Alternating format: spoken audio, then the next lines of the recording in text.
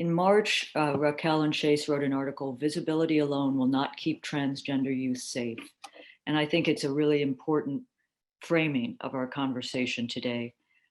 Many of you have maybe followed President Biden's recent executive order to expand protection for LGBTQ people. But what we're also witnessing, as is the case in our country so often, is a backlash, is a pushback against freedom and rights, with a spate of Republican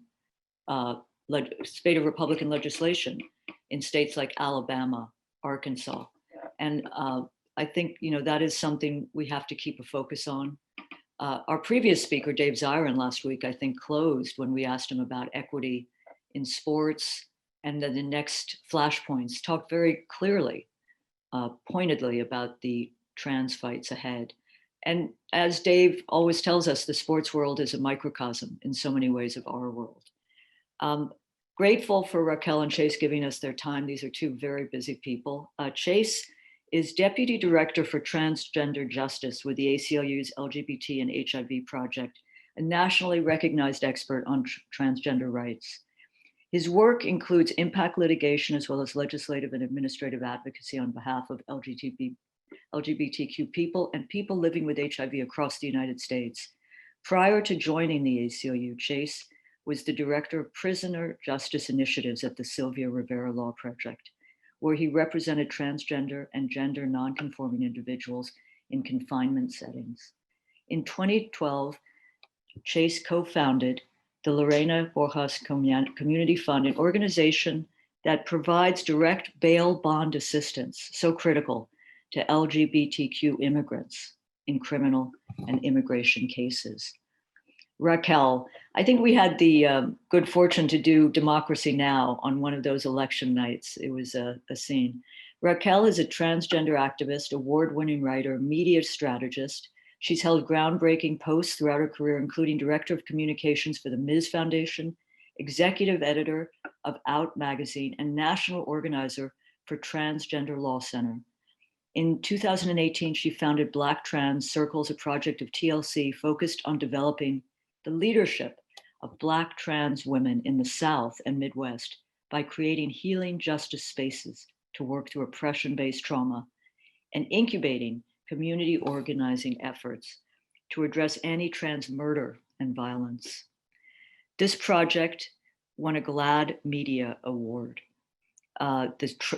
During her time at Out, she did something really very powerful, which we see in some ways the New York Times replicating, but published the Trans Obituaries Project to highlight the epidemic of violence against trans women of color, and developed a community-sourced 13-point framework to end the epidemic. This project won a GLAAD Media Award. And we have to look forward to her memoir coming from St. Martin's Press next year. So I turn it over to you, Chase and Raquel, however you want to organize this next 12, 15 minutes, and then we'll come back with some questions. And I know our audience will have many. And again, grateful for your time. Yeah, thank you so much, Katrina, and thank you for having us and for publishing the piece for Trans Week of Visibility and Action. So I'm going to give just a little overview of where things are in the state legislative fight, and then we'll talk through, sort of some other updates in terms of advocacy that's been done, and then ways that everyone can get involved. As we mentioned in the piece, and I'm glad to hear that Dave Zirin was on talking about this as well. This is truly, one of the worst years for anti-trans legislation at the state level that I've ever seen. And we've reached not only sort of this height in terms of volume, but the sort of substance of these bills, and the substance of the bills and the content of the debate is truly just so much more cruel and so much more invested in really eradicating transness than we've ever seen before. So So there have been over, I think at this point, 120 bills introduced in state legislatures across the country, targeting trans young people in particular, focused on two main things, which we highlight in the piece, and I'm sure many people are familiar with, but I just want to do just sort of a quick rundown of the substance of the bills. There's been a major focus on banning particularly trans young women and girls from women's sport, using the paternalistic rhetoric of protecting women and girls, which we've seen a lot in the anti-trans discourse. And we know that that type of paternalism is often used to leverage and weaponize systems of power to harm people who are disempowered under particularly dominant legal frameworks in the United States. And that has been just a centerpiece of Republican state legislative advocacy. I would say voter suppression and targeting trans student athletes is really what we've seen the most, and anti-protest bills as well lately, in the state legislative arena this year. And then the other thing that we're seeing are efforts to ban healthcare for trans young people. And these are bills that in some contexts create criminal penalties for the provision of standard of care medicine to trans youth. So Alabama, for example, is still considering a felony ban up to age 19 of the provision of any medical care to transgender young people that would affirm their gender identity. Arkansas passed a ban on healthcare for trans young people. It's the first time we've ever seen such a comprehensive ban on care. It passed, the governor vetoed it. The veto was overridden within a matter of 24 hours. The commitment to targeting trans kids is truly astounding. We had pediatric endocrinologists testifying in Arkansas telling lawmakers that they already were having more calls to the emergency room, that their patients were at risk of dying, that they would call lawmakers every time a patient died. And, looking these experts in the face, the legislature, overrode the governor's veto. And now we are preparing litigation to challenge that. But it is the first time we've ever seen sort of this sweeping ban on all care that will not only ban care prospectively, but rip people off the care that they have been relying on potentially for years. So those are the two main types of bills, and we are seeing them pass through legislative chambers, get committee hearings, be prioritized. So for example, in multiple states, we've had anti-trans sports bills that have died and then come back to life through incredibly unusual legislative procedures. In Florida, just last week, they revived an anti-trans sports bill, passed it through both chambers in a matter of hours, and then sent it on to the governor. We've seen that in a number of different states where we now have a total of 9 anti-trans bills signed into law. In the last 5 years, we've had a total of 1 cumulatively. So this really just is a escalation that is causing already very significant harm to the trans community. And in Texas, they've gone so far as to consider a bill that passed already through the Senate and is now in the House, that would categorize affirmation of transgender young people as a form of child abuse, that would authorize Child Protective Services to get involved to remove a child from an affirming home. And so just thinking about what is animating this, there is no hiding anymore that in the sports bill context and the healthcare bill context, that the goal is to claim transness itself as a problem, authorize the state to have power to eradicate it, and then create systems to harm trans youth. And that's what we're seeing. We've seen 9 bills become law already. There are more bills pending in state legislatures, and it's a really scary time for trans young people. So I would say right now, where we're focusing a lot of the energy, where we're trying to continue to stop bills that are pending is Texas, because they are continuing to consider anti-trans legislation, and some of the most extreme in the country. But a lot of states are winding down their sessions. And then the last place is Alabama. It has 2 legislative days left, and is still potentially prioritizing a felony ban on healthcare for trans youth. That's the state of play. I'm going to turn it over to Raquel to talk a little bit about some data, some polling, and some media advocacy. Yeah, thank you, Chase. Thank you, Nation, and everyone visiting with us today and listening to our discussion. Yeah, everything that Chase has been doing for years, right, has been about trying to bring awareness around this kind of ongoing fight, particularly from the conservative side against trans folks, our rights, and our ability to really just be ourselves authentically and have the livelihoods that we deserve. And I think what was so key on the media side of things was that there wasn't enough conversation about what was happening. So just really a month and a half ago, 2 months ago, you know, Chase and I were connecting on these things. I was like, well, what's the latest on the inside and in the legal realm, all of these different things. But there really wasn't kind of this larger discourse from trans folks, from community about the impact of these pieces of legislation moving around the country.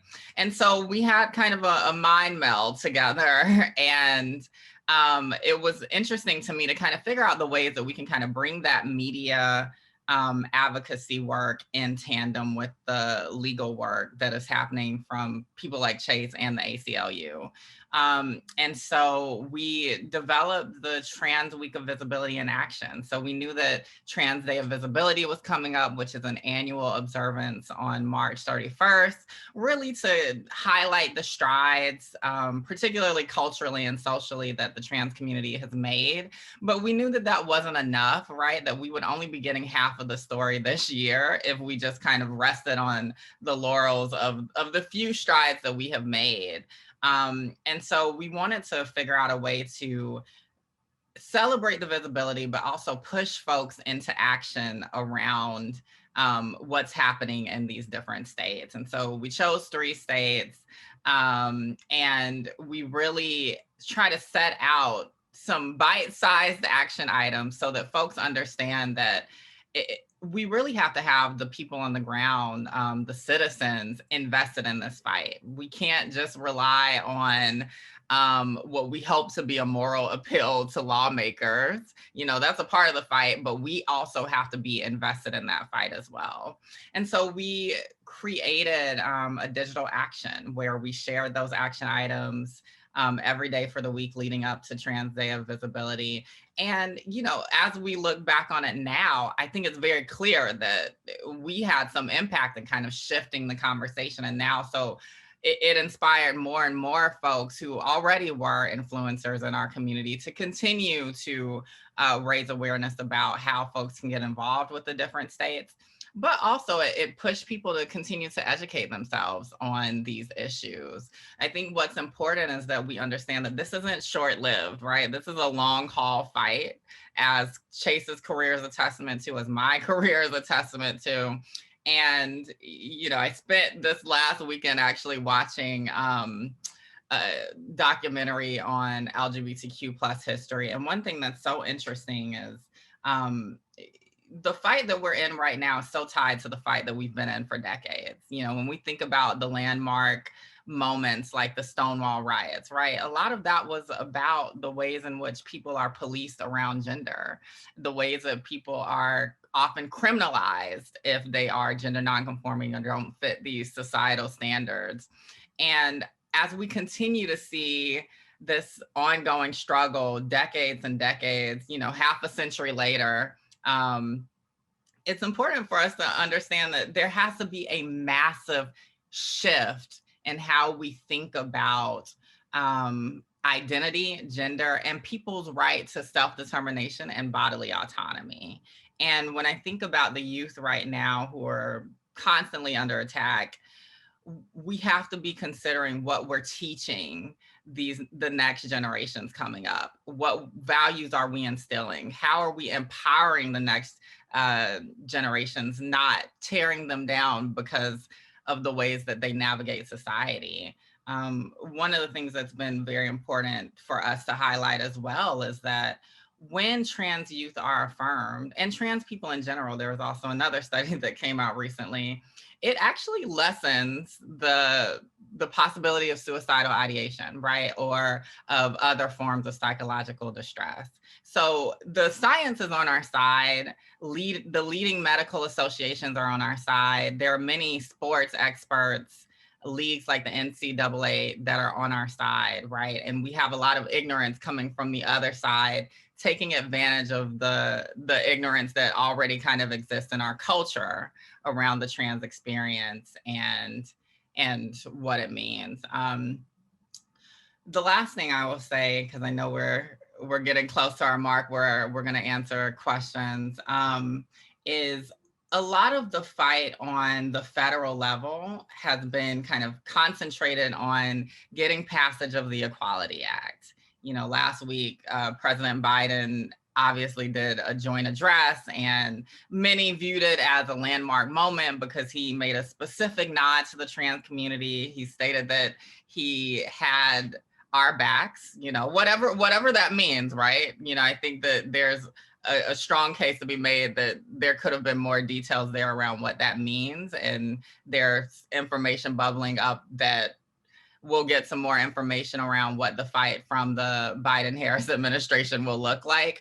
But I think the thing that we have to remember with any of these pieces of legislation, particularly ones that are federal and say that they're all about protecting folks on the margins, is that throughout history, it has still been a constant struggle. And so we can't just wait until that happens. We have to be invested in the fight now, and we're gonna have to be invested in the fight even after something like the Equality Act is passed, because we know protections don't always land equally for all groups. So I'll leave it at that, but that's kind of a breakdown of where things are, and I'm so glad that we've had a chance to kind of amplify this work on The Nation. Raquel, Chase, thank you so very much. I just wanted to start our conversation with a question. And Raquel, appreciate your deep sense of the never-ending battle for freedom and the struggle, the long haul struggle, as you put it. It never, you know, and at The Nation, we believe real change comes from social movements, and the legislation is important, but it can be backed down, it can be pushed back.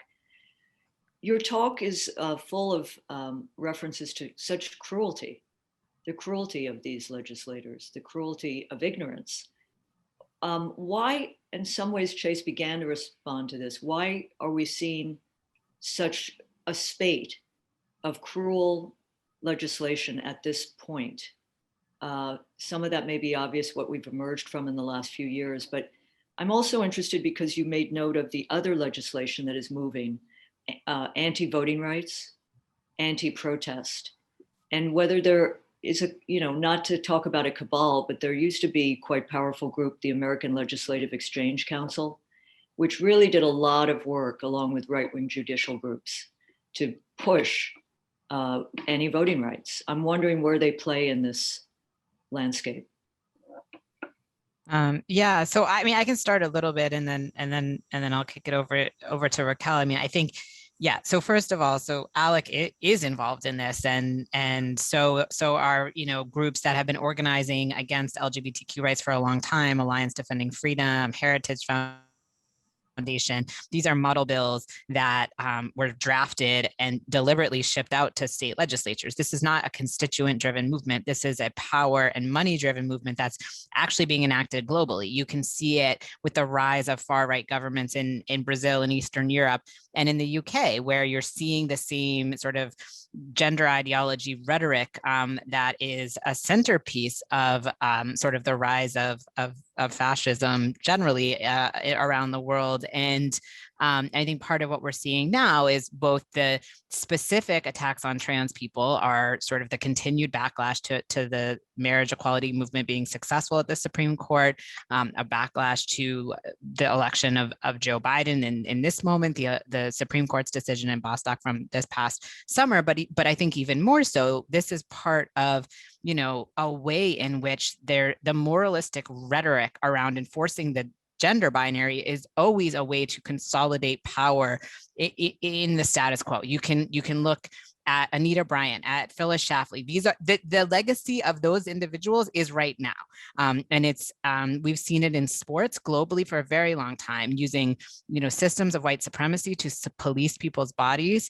And now what was on the international stage in elite sports to regulate primarily the bodies of Black and brown women from the global South is being imported into kindergartner to 12th graders in the United States. And yes, trans people are the target, but everyone is gonna suffer. And I know Raquel has talked a lot about the connections with the voter suppression work. So I'll kick it over to you just to speak a little more on that. Yeah, thank you, Chase, for setting that scene. I think that folks forget that a lot of the arguments that are being used on the conservative side or the anti-trans side are rehashed arguments, go figure, right? And they are arguments that were used just a few decades ago, exactly as Chase said, to stymie the feminist fight for liberation at that point, right? And so it's interesting to kind of see that come back for trans folks, non-binary folks, gender non-conforming folks. And it actually paints a picture of how we all should be fighting for gender liberation, right? Because if we don't fight for it right now for everyone, it's going to come back for another group later on. To Chase's point as well, right? When I think about the policing issue, right? And I don't necessarily even mean when we're talking about police brutality, right? I mean the policing of people's experiences, of people's bodies, which is very much tied to that as well. But I'm from Georgia. I'm a Black trans woman from Augusta, Georgia. And it's interesting to me to look at these connections as someone who has looked from afar at Georgia right now, particularly in the voter suppression conversation, because the ways in which communities of color, Black people are being policed around exercising their right to voting, to having their voices made is so tied to the fight, I think, around the policing of trans people to have access to the rights that we already have, right? That we really shouldn't even be fighting for. The right to, as I said earlier, self-determination, someone commented bodily autonomy, but also to just fully show up as the humans that we are in our society. And I think when we can look at those connections, we'll be able to get more people invested in this fight. We'll be able to see these other connections as well. People who are fighting for the rights of Indigenous folks, right? The rights around the fight around climate change, right? The fights for immigrants, the fights for queer and trans people, and so many more. All of this is connected for a lot of us because a lot of us live in the expanses of these identities, right? Straddle these identities. And so for me, it's not just about the trans community ever. It's really about all of us being able to fully show up as our full selves. Thank you, Raquel. Speaking of critical connections, I just want to, before turning it over to Erin, welcome Dave Zirin, the nation's sports correspondent. And I believe our justice correspondent, Ellie Mistal, is on the Zoom as well. But I'm turning it over to Erin, and I believe Dave and Ellie, judging from the vigorous chat, have questions. Yeah, I think Dave can come on screen and he has a couple questions to ask, so we should start there. Yeah, I mean, I have two questions. This has been fantastic. As you've discussed, some very ugly legislation is passed at the state level, but also some extremely right-wing governors have vetoed anti-trans legislation as well. And this has been really surprising as an observer to this. Why have those victories happened, and what lessons can we learn from the right-wing governors who vetoed this legislation? Yeah, no, thanks, Dave. Good to see you. And thanks for all your work in this area. I think part of why we've seen success in mobilizing to get very conservative governors to veto these bills has been so I think for two reasons. I think one is that they are just an unbelievable waste of time and a waste of taxpayer resources, and that the sort of more moderate Republicans, the sort of people who are taking like more small C conservatives, perhaps have sort of a libertarian bent on like, why are we doing this? No one, in not one of these hearings about the sports bills in particular, has anyone been able to identify a single trans athlete in the state. And so, you know, when you're talking about, you know, economies that are facing such catastrophe in some of these states, these systems of education that are collapsing, the idea that this is the focus, I think, has resonated for some governors. And I think what has been successful, going back even to 2016, when Governor Dugard in South Dakota vetoed an anti-trans bathroom bill then, because 2016 was sort of the first wave of these, and you know, we had a different Republican governor, not Kristi Noem, but Governor Dugard, you know, at the beginning of the session, he says, you know, I think it's a good idea, but I also have never met a trans person. And then, you know, he met with trans young people. I think the governors that have been willing to meet with their constituents, and that's not all governors, have felt like these are human beings. And especially when it came to the healthcare ban and Governor Hutchinson, who, you know, on some level deserves no credit. In Arkansas, they have passed abortion bans, they've passed voter suppression bans, they passed 4 anti-trans bills. Like, so I almost want to give him no credit. That said, you know, even for him, banning healthcare for his trans constituents was a bridge too far. And that was the result of meeting with trans young people. And I will give him the smallest amount of credit for that. And I think because we've had other governors who will be completely unwilling to meet with their constituents. Kristi Noem being one example, even though she did sort of veto the bill. I don't know, Raquel, if you have other thoughts on that one. Yeah, I think when I think about these fights, you know, I do not have any kudos to give any of these governors, right? Because as Chase said, you know, it's really about the people on the ground, right? It's about the people who are at the heart of the issue, who brave sharing their stories, right? They brave showing up every day, despite all of what is out there against them, right? And especially children and youth, right? I think that it's such a powerful thing, and they can never be discounted in this fight, because we wouldn't have a fight, right, without them being willing to show up time and time again to say, hey, I know I deserve to be here. I know I need to be a signal that my people deserve to be here. And that is a testament, really, to me, to queer and trans history, because we have always done that. Thank you. And Dave, did you have another question? Yeah, I don't want to take up too much of the microphone, but just very quickly, since you're immersed in the movement, what impact does it have on the movement when cisgender athletes like Megan Rapinoe or the football player R.K. Russell stand with trans youth and trans athletes? Yeah, I mean, so I want to echo Raquel first in saying, like, these are always movements led by trans people in these states who are leading this fight, and so often going unrecognized, having to put so much on the line. And so I think that first and foremost is sort of the most impactful thing. And without that, we have nothing. As someone who's litigating in the courts, where especially in the sports ban, the entirety of the argument is about how these bans are necessary to protect cisgender women athletes, and this is how advancing women's equality and preserving Title IX.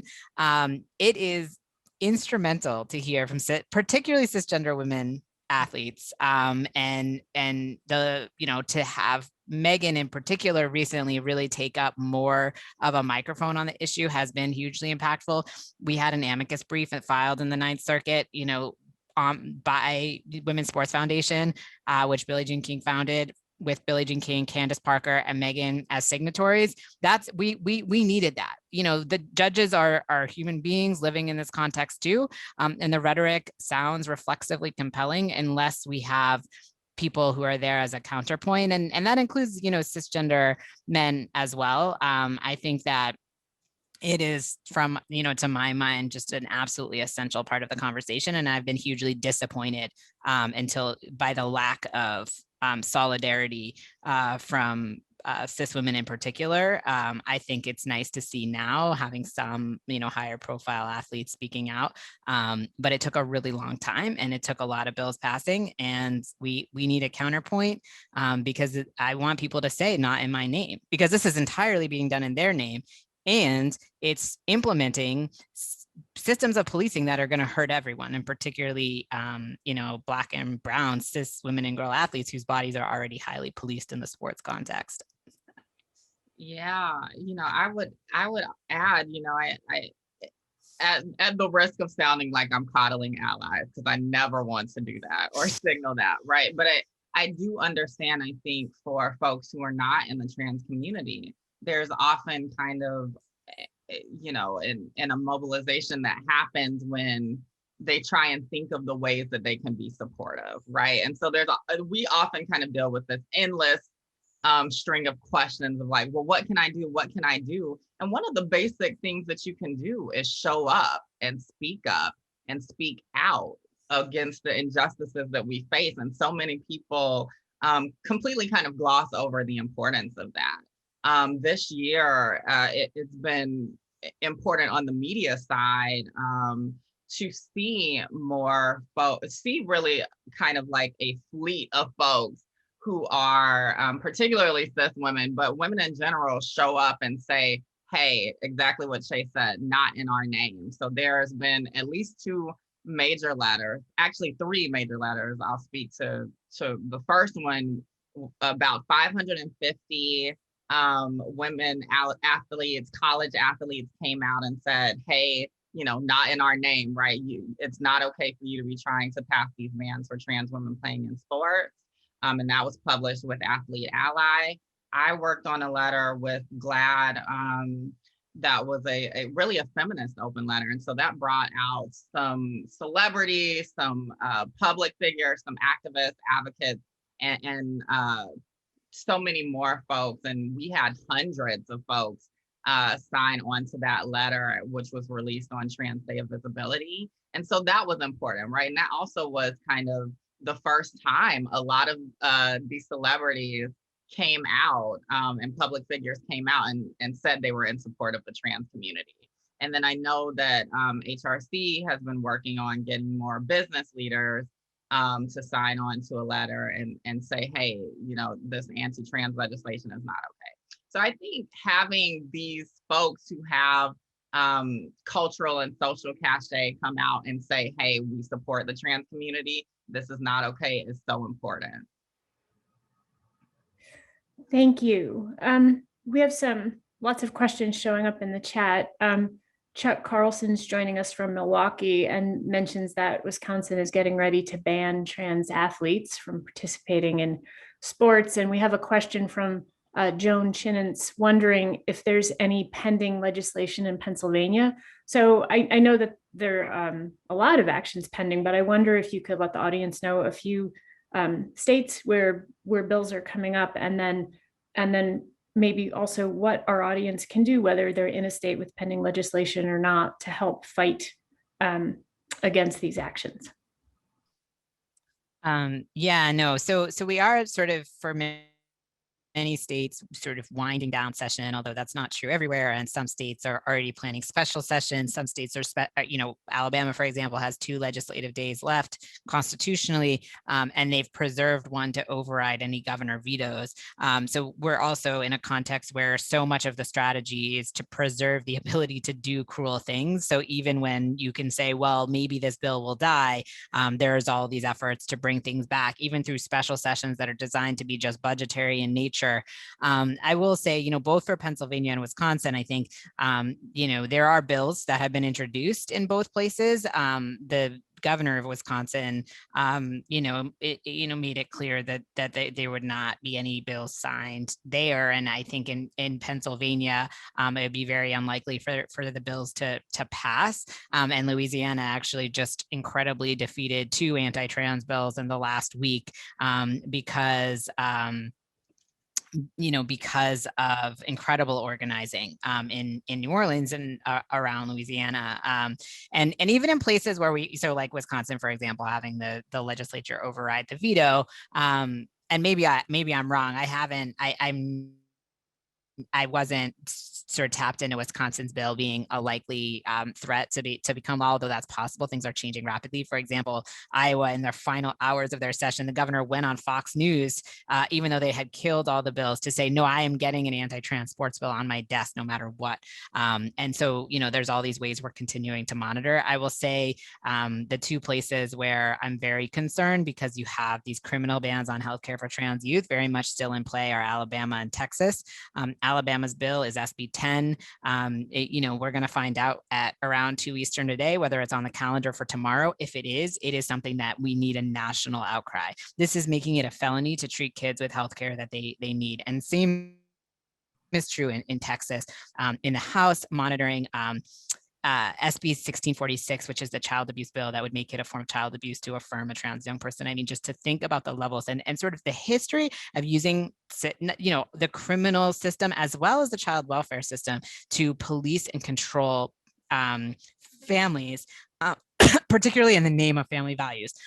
So I think that is something that's just a really stunning way that this type of policing is happening, and places where we hear so much about the autonomy of parents to raise their children are actually criminalizing parents for caring for their children, which we've obviously seen. There's such a long history of doing that, particularly with Black families and Indigenous families in this country. So that's definitely something to monitor. And I think also we're just moving into a stage where there's just going to be a lot of litigation over these bills as well. Thank you. Raquel, do you have anything you want to add? No, Chase covered that. Okay, we have a question from Ann Martin, and Raquel, this is, I think, the one that you might have picked out in the chat. Ann writes, I like the term bodily autonomy. Many of us do not know many trans folks, so putting the issue in terms that apply to all groups helps make trans rights more universal. How do we as allies make this issue more acceptable to the broader community? Yeah, I think at the core of a lot of how we talk about transness, or really I think how we're moving to talk about transness, is actually that, it feels very cliche, but we're all more alike than we are different. I think that there's such a need to kind of put trans people in this different kind of box. And, I say time and time again, yes, we're fabulous and we're amazing and we're great. But everyone is on a gender journey. Everyone is having a gender experience.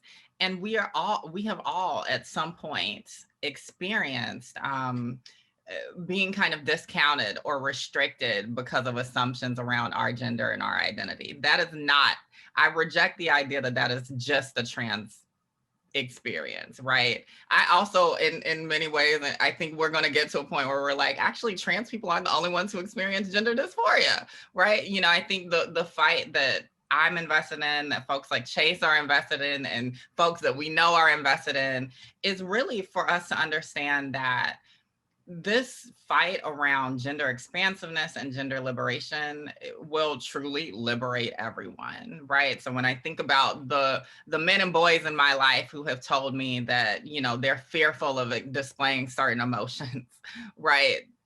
I know that is a gender problem. Those are expectations around gender that they have kind of been locked out of a human experience. When I talk to other women and girls, particularly cis women and girls, and the ways that they have been discounted around being competent, capable, strong, brilliant, that is a gender problem. We know that very well from a traditional feminist lens.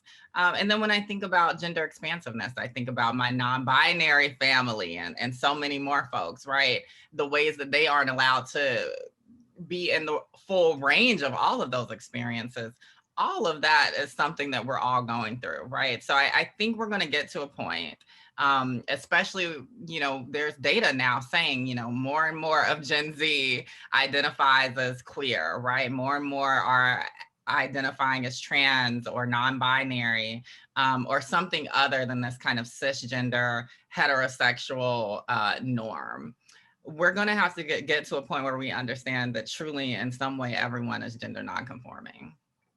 I also, yeah, I mean, I think, so I was looking at there, so I wanted to add on to that, especially because I noticed a question in the Q&A about, well, why have sex separated sports at all? And don't people with a Y chromosome automatically have an advantage? And so I want to sort of take that and just sort of think through all of our assumptions. And so I, as a parent of an 8-year-old, I think too, like, the way in which all of us as caretakers and the way we engage with young people, I think is a site for us to ask ourselves, what are the ways in which we're reinforcing this? Like, are we talking to a pregnant person and every time before we ask them anything else to ask them the sex of the baby? If we're buying a gift for a 2-year-old, are we asking, is it a boy or a girl before we're asking what are their interests? Are we sort of imposing upon people these categories before we let people sort of determine who they are as human beings, and sort of thinking about our complicity in that? And when I do an exercise with people, I often ask people to say, well, how do you identify your gender? And then say, well, how do you know? How do you know that's your gender? And that's a question trans people are asked all the time, and we're never believed. But the reality is that for many of us, the answers are deeply unsatisfying. Our parents told us, we had siblings that were of the same gender. We liked certain things. And it's all facile in a way. And it sort of exposes to us the fragility of the system as a whole, which I think is what everyone's so afraid of.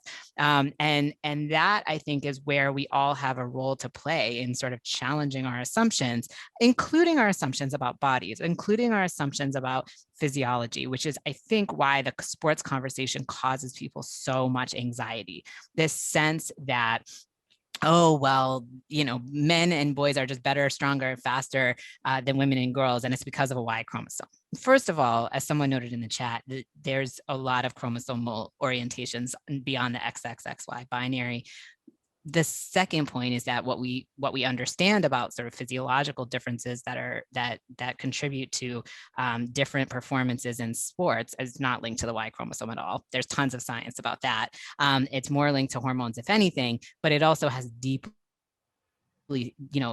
social and power and political implications about how kids are socialized and the ways in which our bodies are afforded opportunity and have opportunities constrained. So I just think it's important to think through that, and then just to know that none of the science that exists in this context says you can compare trans women and girls to cis men and boys. So every time your answer to the question of trans inclusion is, well, aren't boys and men just better than girls and women? First, that's a deeply anti-feminist position. So that should not be done in the service of preserving women's sports. But second, take a pause and realize that that comes from not from science, and that there's a lot more complex conversations being had. And I think that we owe it to ourselves to bring more nuance into this space and really think it through, because there's this reflexiveness that comes from what we're all socialized to believe, but it's really harmful the way that's being enacted in the policy arena right now. So I just wanted to offer that, because I do think people, and I know myself even came into the conversation with confusion about it and assumptions about it. And there's lots of ways that we can work on breaking that down. Thank you. From Benita Bryant, would testimony of a grandmother who has a trans grandchild who is now a dad be helpful? Where? To state legislators, to governors, to who else? I would happily write letters or emails if this would be of help to further legislative efforts. I mean, I've been talking for so long. I mean, yes, I think that this is another way where, connecting with groups in states, finding trans-led organizations and saying, how can I, as someone who is an ally, as someone who has a trans family member, support the work? Because a lot of the times it is, hearing from family members and writing op-eds, calling lawmakers, contributing to veto campaigns. And so I've been really, advising people who want to get involved to find trans-led organizations in states, and finding out exactly what the calls to action are, exactly what the asks are. And sometimes donating money is the best thing to do. Sometimes donating your time, sometimes donating your expertise as an ally is the best thing to do. And so finding out who is leading the work in state, and then what are the specific demands that they have. Thank you. We have a question from the nation's Ellie Mistal. Ellie, thank you for being here.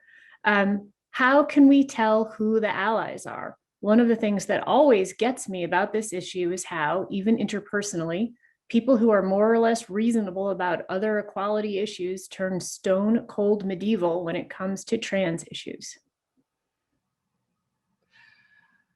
Yeah, how can we tell who the allies are? I mean, that's a good question. I mean, I think if it's up for question, then maybe they aren't displaying allyship as well as maybe they think they are. You know, I think going back to an earlier point, you know, one of the most important things about being an ally is being able to take well, first of all, understanding that yes, there is a risk by speaking up for folks on the margins, right? But understanding that your risk is probably considerably less dangerous than the risk that they have to be themselves, right? And to advocate for themselves. And so we need folks who consider themselves to be allies to be active in this fight. You know, this isn't a silent endeavor. This isn't something that you just say, oh, well, I'm okay with trans people. And then, you know, you never kind of bring that value into your life, into your work. So whatever institution you're part of, because we're all a part of some institution, whether it's an organization that you work at or a company you work at or a place of worship that you attend or a Greek organization you're a part of, or even just the institution of your family, right? You can show up, come in, and talk about these issues, talk about how messed up it is that this is happening to trans folks.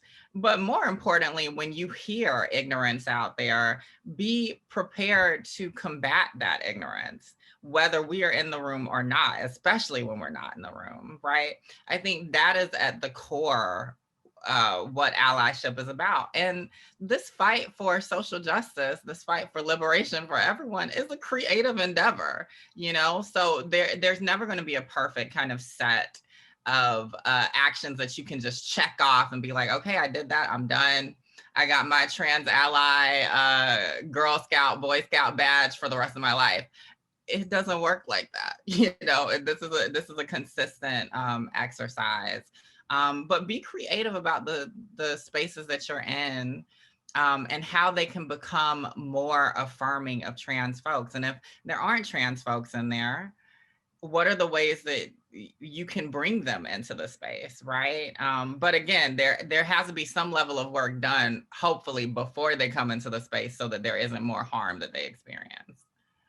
And I think building off of that, like trans people right now are exhausted, and that, you know, the folks who are leading in sort of saying, oh, I'm gonna hold other fellow cis people to account. Like I think that you know, there was a MSNBC clip of Stephanie Ruhle. I don't know if that's how you say her last name, but she had on Jim Justice, the governor of West Virginia, and it was asking him about why he signed the anti-trans sports bill. And it was beautiful. And it was just, she would not let him get away with nonsense. And I think, especially for people in media, especially when you have a platform to engage with people in power, to not put the burden trans people, to sort of trust yourself. Maybe you don't know everything, to know enough to know that what you're hearing is nonsense. And it was like, I rewatched her clip before I had an argument on Monday, because it was so satisfying to see someone take a governor to task in this public forum in that way. And I think that to me was a moment of allyship. And I know that there were all these people in the UK who were like, have been dealing with the horrible way in which the media in Britain in particular just facilitates so much of the anti-trans rhetoric. The complacency of media in allowing there to be a debate over transness has been the actual one of the central like impetuses for the success of these bills now. And so to have cis people in media to finally say, no, I'm I'm gonna stop that trajectory and say this isn't a legitimate terrain for debate. I think was really powerful to see. And I think, Dave, your sports coverage, going back to the way that you covered Castor, for the last, 10 years, that has been instrumental. Like, we need to say this is not a legitimate type of debate to be having, that there are not two sides to whether a community should exist. And that, I think, is another way to show, to be accomplices in this fight. Thank you. A question from Gia.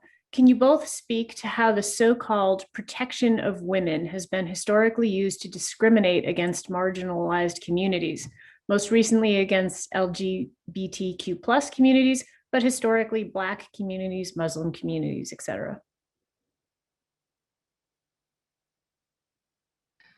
Geez, that Chase and I will tag team because that is a big question. But, one of the starting points for me, even though I'm sure we could go even further back, is when I think about kind of the suffragette movement, right? I think here in the United States in particular, we kind of have glorified in general a lot of some of those early who would later be considered, some of those earlier figures who would later be considered feminists, right? You think about the Susan B. Anthonys, the Elizabeth Cady Stantons, those folks who, but, I think there's also a very important lesson to be made or to learn from that time period.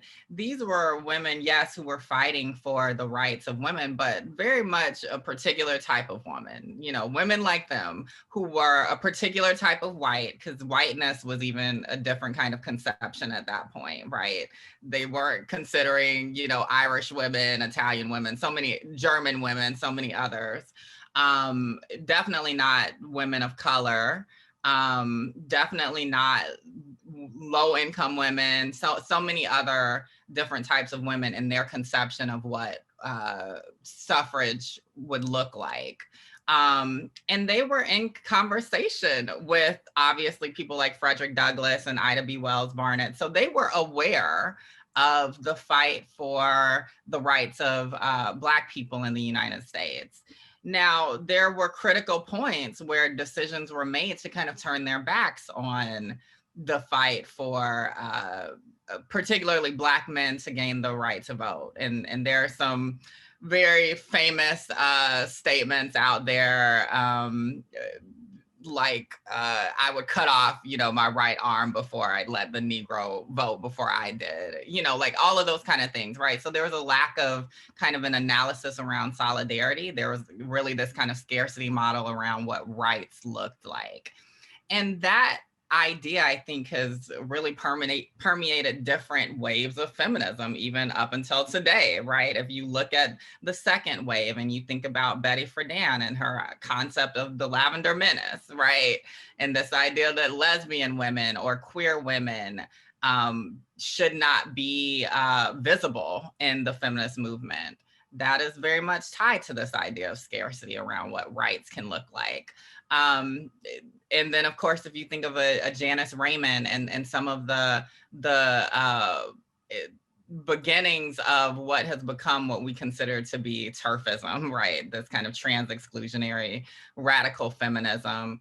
All of that is in the same line for me as a Black trans woman, because in these different eras, I would have been discounted on these kind of different terrains, right? And so it's very clear to me that it's all connected around this idea of scarcity of who deserves liberation and who doesn't, right? Or who deserves it first and who can wait to get what they deserve. So that feels very important to this discussion.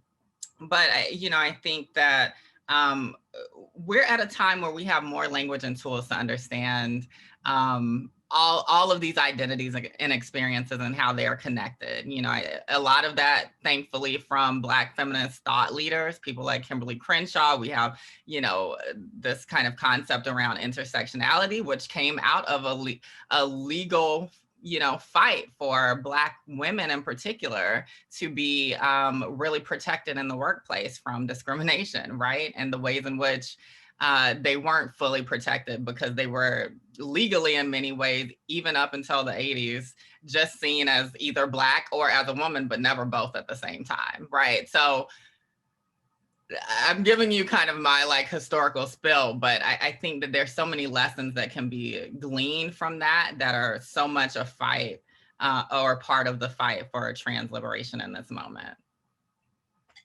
Yeah, and I guess the only thing I would add too is that the rhetoric of protecting women has been instrumental in building empire. And it's protecting white women, but you can look at the justifications for the war in Iraq and Afghanistan, and this idea of sort of liberating women. That was never what it was about. That was a justification for government expansion, for the building of empire. You can look at the entire sort of prison industrial complex apparatus could be fueled by this same rhetoric.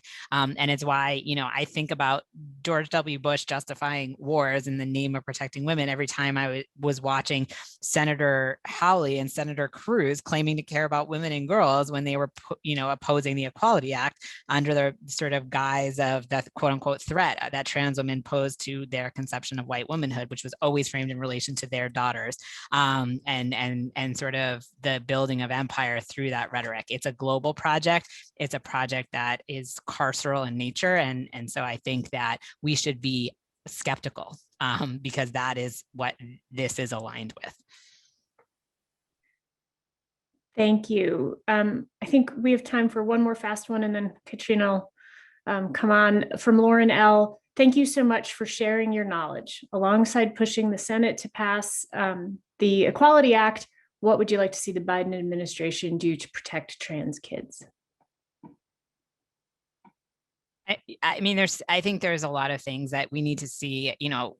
We're living in it's complex because of the way in which the checks on executive power through the very hostile judiciary are set up. It's nerve-wracking because anything they do is going to be challenged in court in a hostile judiciary. I will say we will be filing lawsuits. I expect the United States to weigh in on the side of the trans young people, whether it's through litigation of their own, through statements of interest. The Justice Department, has a role to play here, and hopefully they will take it seriously. Yeah, and I would add, I think the fight for the Equality Act is not a shoo-in. We know that, even though it's passed through the House, we are very much aware that there could be a filibuster threat from the Republicans in the Senate. So we have to continue to find other solutions. I think with the Biden administration, last week was a great signal, I think, in his joint address, but I think we need better, for lack of a better word, marching orders to lawmakers, particularly on the Democratic or progressive side, on speaking up and being a part of this fight and being part of a resistance against this conservative threat. But I also think, one of the things that there was a lot last week around kind of a report card for Biden's first 100 days. And, I think obviously he got very high marks, I think, from a lot of folks. When I think about the LGBTQ plus fight, I think we've gotten more signals than anything else. And we just need a little bit more action. I'm glad that he signed a lot of executive orders protecting LGBTQ plus folks, but one of the things that was a part of his pledge was to figure out ways to direct more resources into particularly the fight against the epidemic of violence plaguing Black and brown trans women. But I think that can be also tied to this fight to protect trans youth, right? So what are the ways that we are going to continue to get resources to these community leaders in the trans community who are doing this fight every day, because they constantly need the support and are often not getting enough. And I want to see more of that from the Biden administration than anything else. Thank you, Chase. Thank you, Raquel, for this extraordinary conversation and for connecting the liberation struggle in the trans community to the broader liberation struggle and connecting it to the history. you were talking about, Stephanie, I think it is role, but the nation as a media institution is committed to teaching, fighting the ignorance, fighting the cruelty, not engaging in false equivalence debates, which I think have harmed our country in so many ways. So thank you for reminding us of our work ahead. This was a truly extraordinary conversation, and I think many people have asked if it's being recorded, and it is. I want to also welcome everyone to come next Wednesday, a conversation with Monica Ramirez of Justice for Migrant Women, May 26th, a conversation panel on the anniversary of the George Floyd murder. And on June 2nd, Daniel Ellsberg is going to talk in history about whistleblowing as a moral principle. And I think all of those will be exciting, but this one today was truly, truly important. I'm grateful for your standing in the fight and reminding all of us why we join you and in that struggle. Thank you very much. Thank you.